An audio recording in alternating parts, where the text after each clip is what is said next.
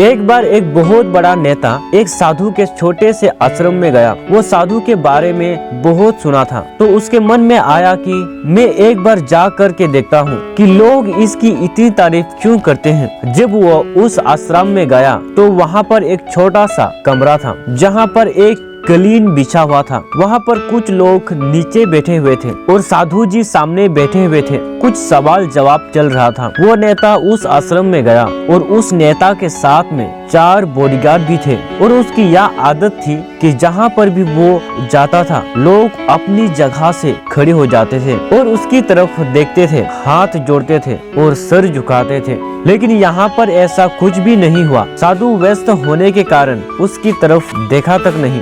तभी नेता को लगा कि यह मेरी बेइज्जती है और वो इस बात से गुस्सा हो गया। नेता ने थोड़ा गुस्से से साधु की बात को बीच में काटते हुए कहा कि मैं आपसे कुछ कहना चाहता हूँ। साधु ने उसकी तरफ देखा और बोला, आप थोड़ी देर रुकिए, पहले मैं इनके सवाल का जवाब दे दूं, उसके बाद मैं आपसे बात करूंगा। तब तक आप अगर चाहे तो आप बैठ सकते हैं। बस साधु का इतना कहने की ही देरी थी, नेता का चेहरा गुस्से से लाल हो गया और फिर उसने अपना सारा गुस्सा उस साधु पर निकाल दिया। अभी तक वो नेता बहुत तमीज से आप कहकर बात कर रहा था, लेकिन अब वो तू तहक पर उतर आया। नेता ने उस साधु को कहा, तुझे पता भी है मैं कौन हूँ और तू किससे बात कर रहा है? साधु ने उसकी तरफ देखा और कहा, मुझे इससे कोई फर्क नहीं पड़ता है कि आप कौन है, लेकिन आप जो कोई भी है, अगर आप चाहते हैं कि मैं आपके सवाल का जवाब दूं या आपसे बात करूं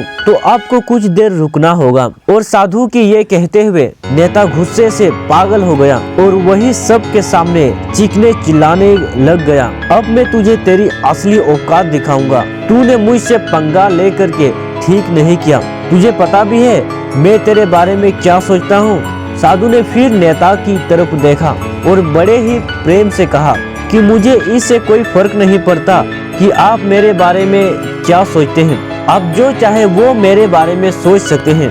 फिर नेता ने उससे कहा कि तू सुनना चाहता है या नहीं, लेकिन मैं तुझे यही सब के सामने बताऊंगा कि मैं तेरे बारे में क्या सोचता हूँ।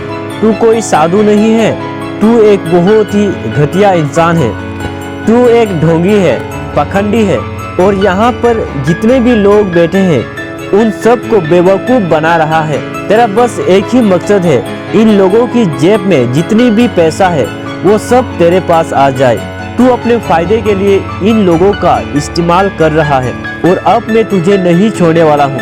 पूरी दुनिया के सामने तेरा पर्दाफाश करके रहूंगा। लेकिन उसके इतने बोलने के बाद भी हल्की सी मुस्कान उस साधु के चेहरे पर बनी ही रही। ये देखकर वो और भी दिल मिला गया और उनसे कहा, अब बहुत हो गया, अब मैं यहाँ 1 मिनट भी नहीं रुकने वाला। लेकिन अभी भी तेरे पास मौका है, अगर मुझसे माफी मांगनी है या मुझसे कुछ कहना है तो कह सकते हो। इतने सब होने के बाद भी साधु के चेहरे पर एक मुस्कान थी और वो बिल्कुल शांत था। और फिर उन्होंने अपनी आंख बंद करी और फिर साधु ने अपनी आंखें खोली, हाथ जोड़े और कहा कि मुझे आपसे कोई गिला शिकवा नहीं है, इसके लिए मेरे मन में कोई भी गलत ख्याल नहीं है।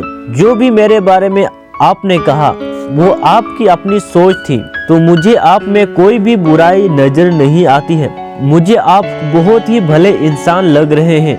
और साधु के इतने कहते ही नेताजी का दिमाग 7वें आसमान पर पहुंच गया। उसके चेहरे पर एक अजीब सी खुशी थी, क्योंकि उस साधु ने वही कहा जो बाकी सब लोग उस नेता को कहते हैं। और वो खुशी खुशी उस आश्रम से अपने घर की तरफ चला गया और जा करके अपने पिताजी के साथ में बैठ गया। उसके पिताजी ध्यान में थे। उन्होंने पूरी जिंदगी सिर्फ लोगों की सेवा करी और बदले में कुछ भी उम्मीद नहीं किया। तो थोड़े देर बाद जब उन्होंने अपनी आंखें खोली और देखा अपने बेटे को अपने साथ बैठे हुए, तो उनके बेटे के चेहरे पर आज एक अजीब सी खुशी थी जो आज से पहले उन्होंने कभी नहीं देखी थी। फिर उसने एक एक करके सबको बताया कि आज क्या हुआ, किस तरह से वो आश्रम गया और वहाँ पर क्या हुआ। उसने कहा कि उसने क्या कहा और साधु जी ने क्या कहा। जब उसके पिताजी ने पूरी बात सुनी तो थोड़ा सा मुस्कुराया और अपने बेटे को देख करके बोले कि उन्होंने तुम्हारी तारीफ नहीं करी, क्योंकि उन्होंने वो नहीं कहा कि जो तुम हो, उन्होंने वो कहा कि जो वो खुद है, और तुमने जो भी कुछ उनको कहा वो नहीं कहा कि जो वो है, बल्कि तुमने वो कहा जो तुम खुद हो। यही बात वेदों में भी कही गई है, यथा दृष्टि तथा सृष्टि। ये दुनिया तुम्हें वैसे नहीं दिखती जैसे ये दुनिया है, ये दुनिया वैसे दिखती है तुम्हें जैसे तुम खुद हो। जिसकी नजर जैसी है उसके लिए यह दुनिया वैसे ही है। तो अगर तुम अपनी दुनिया को बदलना चाहते हो तो उसका सिर्फ एक ही तरीका है, अपनी नजर बदलो।